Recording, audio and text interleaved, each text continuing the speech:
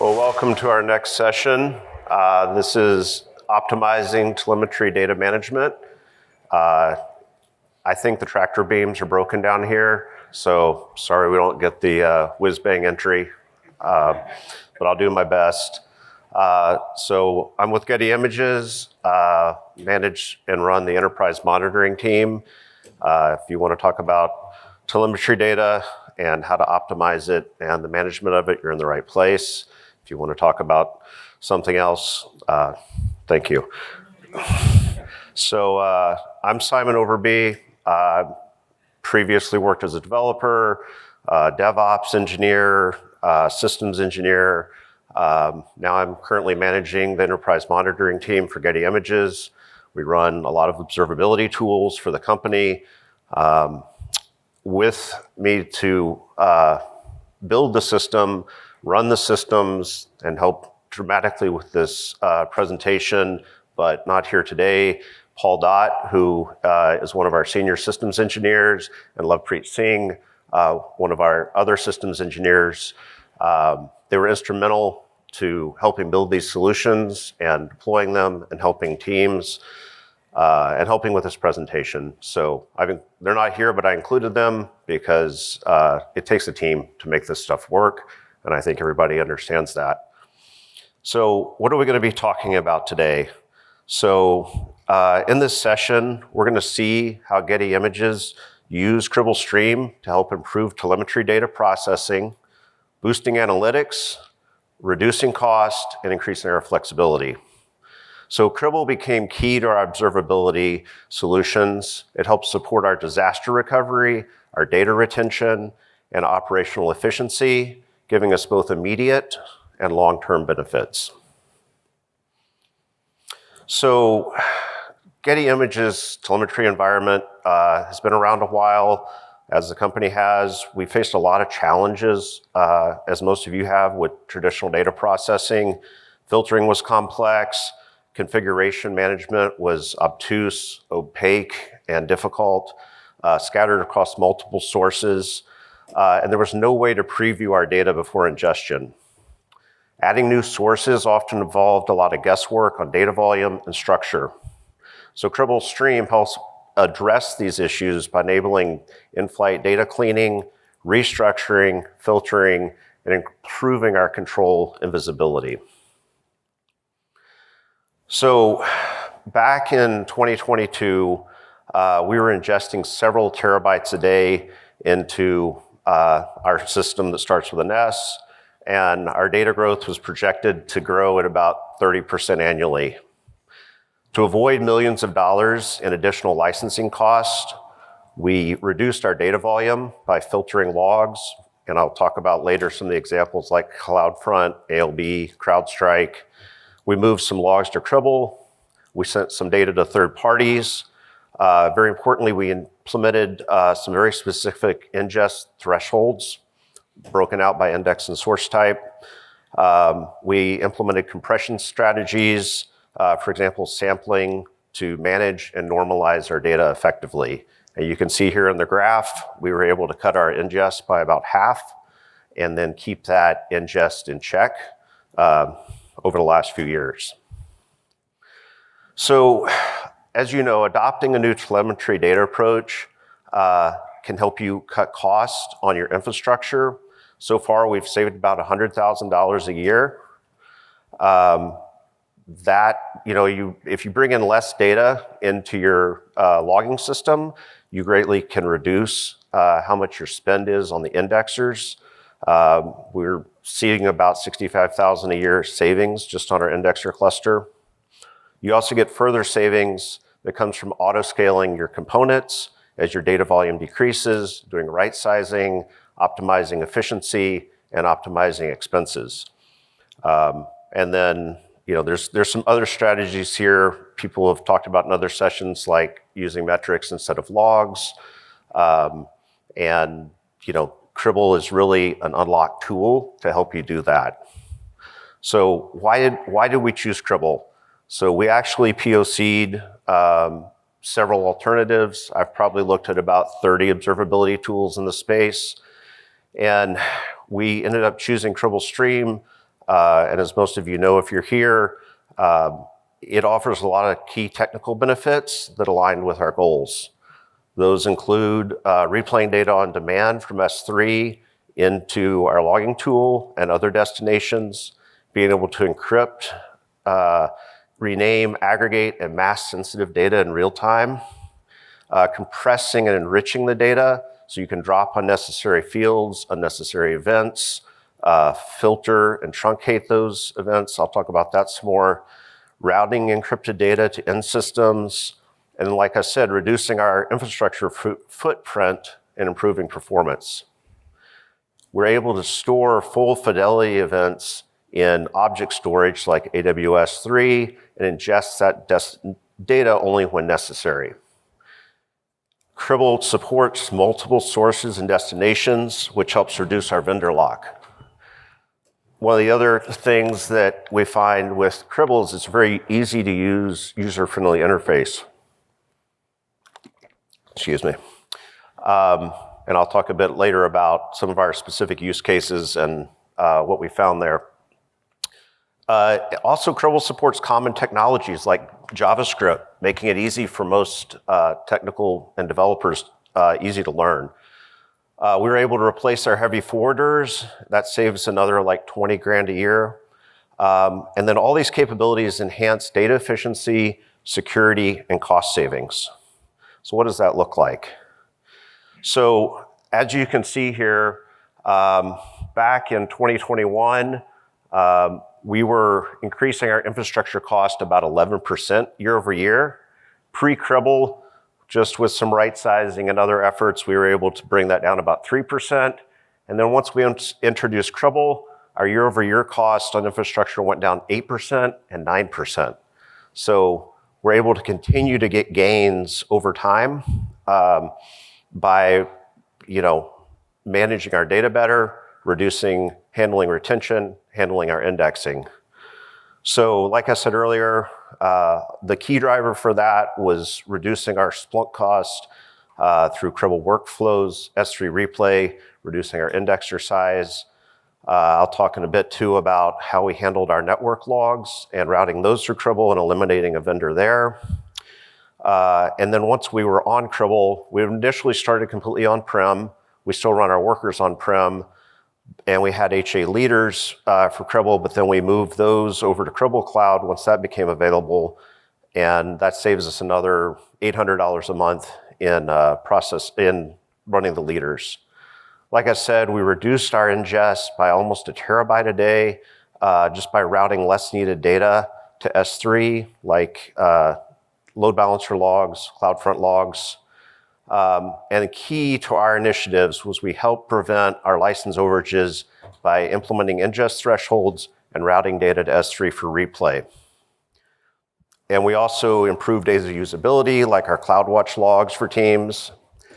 All this comes about, though, with a lot of automation and back-end automation enhancing our CI/CD, our upgrades, our security. So what are some of the pitfalls? So I'd say a lot of it is not technical.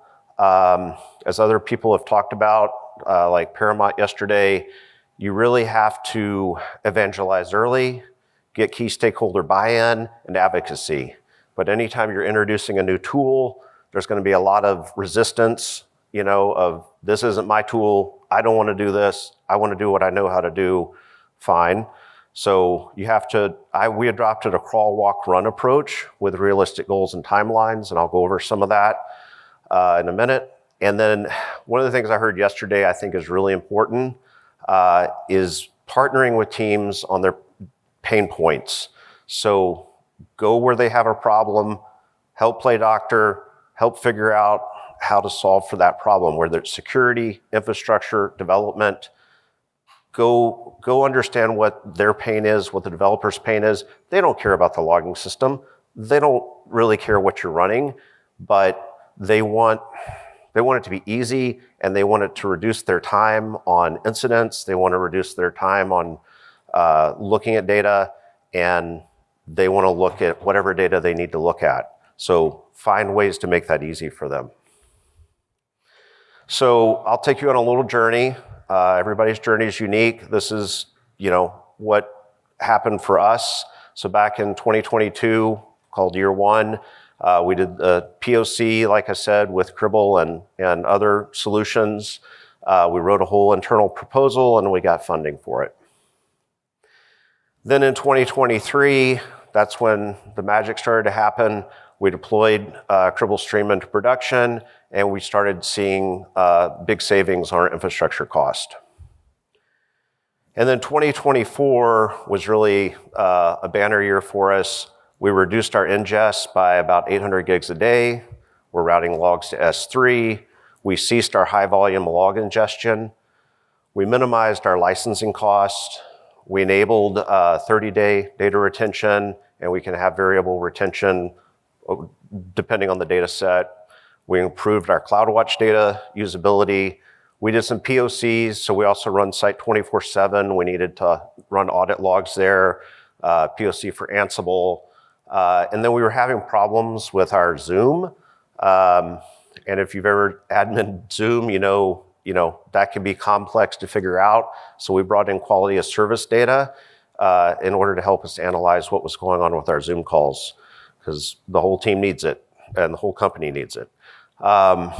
We also, like I said, automated a lot of our CI/CD, and we also did some management of API and DNS logs.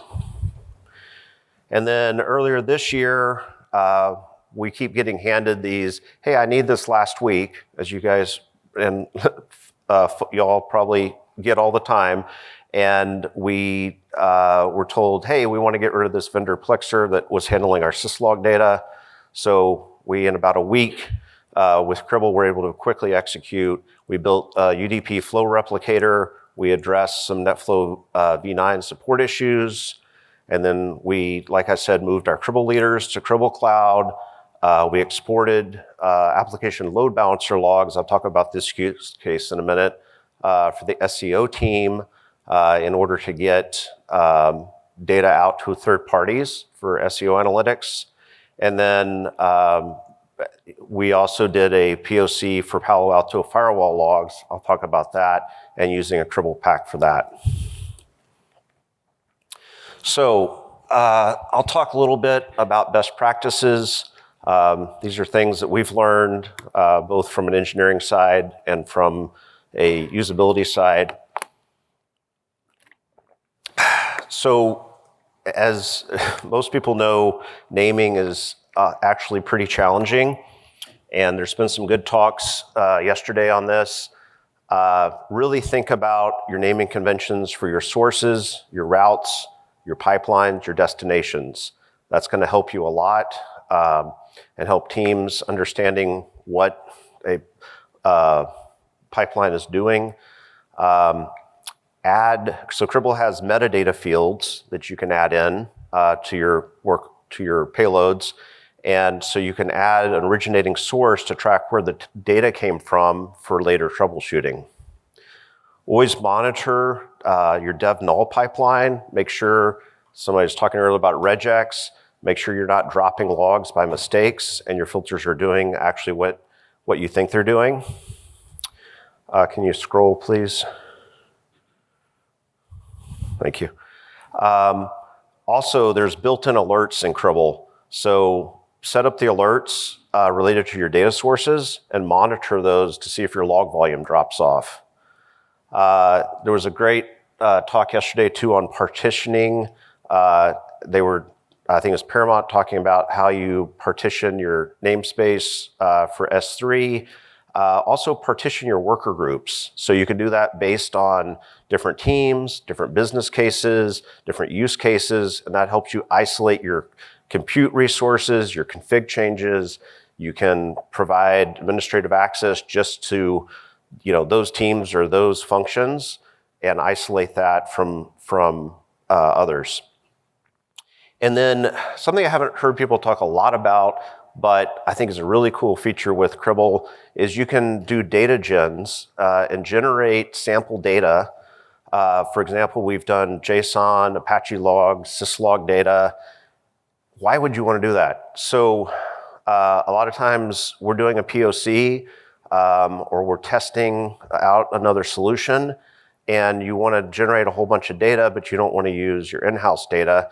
So you can do the datagens, and that helps you with load testing and gives you anonymous data to do that testing with.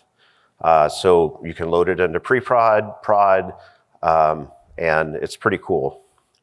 And I think that's an underappreciated feature that Cribl offers. The other thing is RTFM. If you don't know what that means, I can tell you after the talk. But basically, always read the Cribl pack documentation for critical configurations. I know a lot of us, are smart and want to just go dive in and start doing things. But if you read the docs, for example, with Palo Alto, in the docs, it talks about using variables and what variables you should be using. And there's documentation on how to fix your timestamp issues. So, it's worth the time to read the docs. As other people, and most of you are aware, there's a great Slack community in Cribl, and that will help you get answers. And there's really, really great help there and great people at Cribl. We also set up a private Cribl Slack channel with our Cribl team, and that would help us quickly address issues. Even before we didn't have to file too many support cases, right? And I want to really thank all the solution engineers and all the help we've gotten from the Cribl team. You've probably heard or know or have taken them. There's free Cribl University courses, and you can get CCOE certified. We've gotten most of our team certified. And make sure you cross-train your team, cross-train your coworkers. Don't become, this is the Cribl gal, this is the person that knows PagerDuty. Cross-train, make sure that people can fill in for each other, you're sharing knowledge, you're learning together. And like I mentioned earlier, but I'm going to repeat it because I think it's important, make sure you get stakeholder buy-in, go to where people's pain is, help them solve that pain, and they won't care about, it's this tool or that tool, right? They'll just see, you're bringing a solution. We're an internal solutions provider. So how can we help you? How can we help this team increase their impact, fix their pain points, and do it quicker and better and more easily, right? Why are we going and writing Athena functions and trying to structure data when we can just point Cribl search at it and it already gives you that out of the box? And you're in the middle of an incident, you've got MTTR to worry about and other KPIs, so spend the time on the problem, not on the tool. So I'm going to go through some use cases here that we were using. Some of them you've solved for, some of them maybe are unique. So the first one here, we've been shipping our load balancer logs, like application load balancer logs, ELB logs historically, for SEO analytics. As we have a lot of web properties. We need to make sure we've got good search engine visibility. We understand what our user traffic is doing. So in the past, we were asked to ship these CloudFront logs out to vendors. There's two main vendors in the space. There's Lumar and Botify. Lumar uses Logs.io on the back end. Well, previously, like I said, we'd built Athena functions to do this, and Lambda, and there was a lot of overhead, there was a lot of pain. We're not experts on writing Athena and Lambda and structuring that data. And it would take us weeks to do an implementation. And then they would come back and say, that's great, you got this, but we need you to backfill the job. Then we have to go write a step function. I don't want to talk about step functions. If anybody knows what that is, happy to talk about it after, but run away if you hear that. So what were our challenges? So not only the implementation, but they want to filter specific bot traffic for certain domains. We need to schedule the jobs. There's a lot of data to send. We need to monitor the jobs. And that's, sure, you can do all that. We're all in AWS, obviously. But again, we're trying to solve for the business case, not the technology. They don't care what the technology is. They just need the data.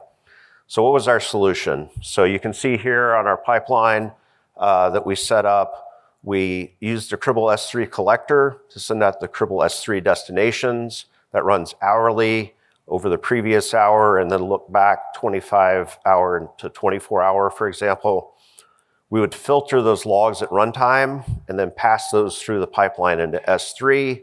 And then we have a lockdown bucket, S3 object storage, where the vendor would retrieve those events from the bucket. So we had a pretty simple expression that we initially used. In that pipeline, we're grabbing for certain domains, certain bot traffic, and then sending that on. Recently, though, logs, if you've worked with them, I think they have like a 20 or 40 meg limit per day per client in their system. And as you can see here, we're sending gigs of data to them. So they said, hey, can you filter these logs further for us? So we went in, identified the fields we need, dropped the ones we didn't need, and then like the URI field, we cut it down to just the path that they needed. They already know what the domain is. So we compressed that data even further and got under their data limits and ended up, making them happy, making Lumar happy, making our internal team happy. So another use case, and a lot of y'all had dealt with this with CrowdStrike. In the past, we were using, we've got CrowdStrike logs. If you've ever used their portal, I think the limitation is 14 days there. We needed longer retention in AWS for compliance, but not necessarily in our SIM. What were the challenges there? You got a high volume of logs. If anyone's dealt with the AWS TA, it's not the greatest. It doesn't do a lot of filtering and routing very well. You can get rate limited on your API calls and timeout and drop data, which none of us want. So you can see our old, sorry about that. You can see our old pipeline here where we were pulling from CrowdStrike, pushing it through SQS to the heavy forwarder, into our indexers, into our logging system. With Cribl, we still are using SQS and pulling that data, but we use a Cribl SQS pull source. We route that through the CrowdStrike. They have FDR packs. Then we put that in our S3 bucket. And then when they need it, and security needs to go look at this, they can use Cribl search for access, or they can replay it into our logging system. So what were our wins? We reduced our Splunk ingest, again, by another 100 gigs a day. We gave quick data access with Cribl search. You don't need to structure your queries. You don't need to worry about Parquet format, any of that. And then we control our data retention with an S3 lifecycle bucket policy. Here's another solution, another use case that we had. So I talked earlier about we had about a week to implement this. And we also run SolarWinds. We've got Palo Alto, we've got Cisco logs, all this syslog data coming in. But in this case, we wanted some of the data needs to go into SolarWinds, some of it needs to be filtered before it goes into SolarWinds, and then some of it needs to go over to our log system. So we set up, and you can see here in the chart, hope it's clear. Sorry, I keep hitting the wrong button with the laser pointer. So we set up a SolarWinds SNMP trap. Say that 3 times fast. So this endpoint integrates the SolarWinds SNMP trap source, capturing the data directly to SolarWinds via Quick Connect, and handles data from the UDP ports, forwards it directly to SolarWinds. And then we have a load balancer, and this route filters data from multiple UDP ports, processes it through a pipeline, and sends it on to the indexers. So a couple of other quick things here. So we did an internal hackathon with Cribl Copilot, and we used that to build data processing pipelines and search log data with natural language. You can quickly create a pipeline editor and do a sample data gen and prompt it. I'd like to drop anything that is a put, only keep the events from host web01.cribl.io, and then here's the completed pipeline. It really helps you learn natural language search. Here's another simple example, count methods by status code, which we've all done. It's nice to have Copilot help suggest the follow-up queries and then write the Custo query language, the KQL for you, and then learn how to use basic KQL functions and features, grouping, aggregation, filtering, and sorting without having to write any KQL, and you can have that done in like less than a minute. So what is on our future roadmap? We plan to build on our current success and expand to future use cases. We want to bring in, for example, client logs from laptops for security and IT management. We've been promoting and evangelizing Cribl Search for teams. And then we want to continue to enhance our heavy forwarder usage with WAF logs, CloudTrail logs, a lot of AWS logs that we couldn't bring in the past, config, metadata, bring in data from Prisma Cloud, and utilize Cribl Stream to manage HA proxy traffic. Additionally, we've got a metric stack that we run on ECS. We want to bring that logging into the Cribl HEC and clean up some specific legacy inputs for improved efficiency. So I'd like to thank everybody for joining. I'd especially like to thank Mike and Emily for all the help from Cribl and all the love and appreciation and help that we've gotten from the Cribl team. We were able to really gain confidence in implementing tactics for our observability pipeline solution. We had a lot of real-world use cases and troubleshooting strategy to address some common challenges. And then we discovered and adopted best practices for managing various data sources like syslog, CrowdStrike, AWS, SEO, whatever we get hit with. So I want to leave you with a thought. I think for a lot of us, the technical problems are easy. It's the culture, adoption, and people problems that are more challenging. So, you know, I don't have a lot of great advice there other than, you know, figure out where people have pain, where they have pain with their data, their processes, their incident management. Go to there, help solve for that, and then they won't fight you as hard on, oh, there's this new tool and what is Cribl and I don't want to adopt something and I don't like vendors and, you know, blah, blah, blah. So that's my big takeaway from this journey and from implementing other solutions is, you know, listen to people, think about their use cases, how can we help them, how can we help them solve faster? And I think that's, for me, the big thing with Cribl is it's that unlock tool that helps amplify. I've got a very small team and really helps us amplify our impact. So thank you for joining. I'm happy to take a couple of questions now. We're getting close to time. Also happy to answer afterwards. And here's my contact information if you want to stay in touch. So thank you very much. And may your data go where no data has gone before. And may you reach the final frontiers. Thank you.